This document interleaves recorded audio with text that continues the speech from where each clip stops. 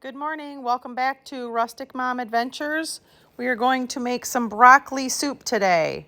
We're going to take some vegetable or avocado oil, 1 onion chopped up, some salt and pepper, 1 carrot chopped up, 1.5 heads of broccoli, and 2 cups of bone broth of your choice, 3 bay leaves, 1 cup of peas, and we're going to stir that up and let it simmer on medium heat for about 10 to 15 minutes, stirring occasionally.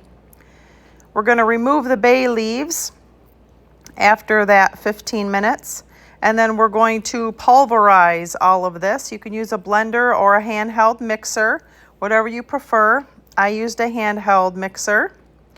We're going to make it so it's nice and creamy without any lumps. Then we're going to add 1 tablespoon of apple cider vinegar,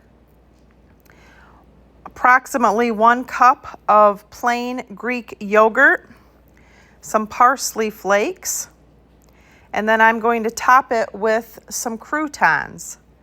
It is super healthy and you'll love it. Like and subscribe. Have a great day.